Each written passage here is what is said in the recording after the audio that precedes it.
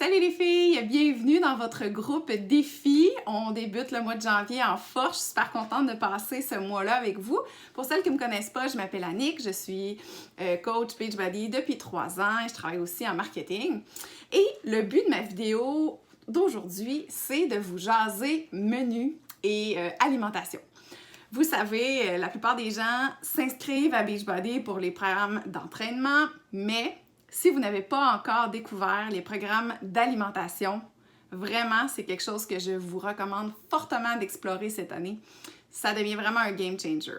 Et donc, juste sous ma vidéo, je vous ai proposé un petit menu pour la semaine dont vous pourrez vous inspirer pour préparer vos recettes. Mais je voulais aussi vous partager 5 trucs. Parce que quand on décide de prendre en charge notre alimentation, des fois, on veut tout changer en même temps. C'est pas toujours gage de succès, donc je voulais te partager 5 trucs. Le premier, c'est vraiment la planification. Puis pas seulement la planification de ton menu comme tel, mais planifier même tes objectifs. Est-ce que tu as un but précis? Est-ce que c'est un but de perte de poids? Est-ce que tu veux réduire le sel, manger moins de viande? Peu importe ce que c'est, assure-toi que ce soit clair dans ta tête avant de partir.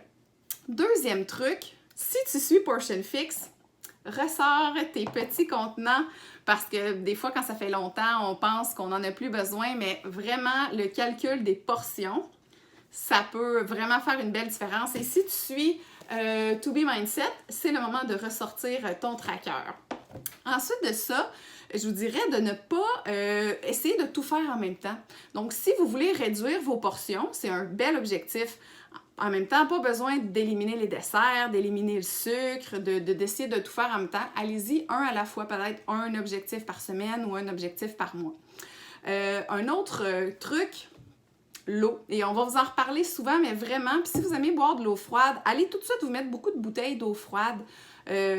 Eau frais, ça va être là, ça va être prêt, ça va être facile. Un autre truc, essayez de vous faire d'avance, peut-être le samedi ou le dimanche, un maximum d'ingrédients que vous allez utiliser dans la semaine. Si par exemple, moi, je vais probablement manger des soupes repas les midis de cette semaine et la protéine que je mets, c'est du poulet ou de la dinde. C'est déjà cuit, il est déjà prêt. Il me reste juste à le portionner puis à le mettre dans mes portions. Ou le quinoa, je le cuis d'avance. Le riz, vous pouvez le cuire d'avance. Assurez-vous d'avoir, par exemple, des légumineuses. Que tout soit déjà prêt.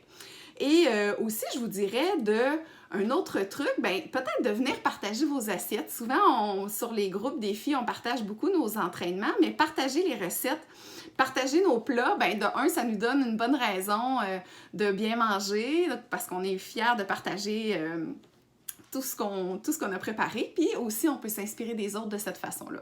Et finalement, mon dernier truc, c'est de ne pas être trop sévère envers vous-même et d'être indulgente.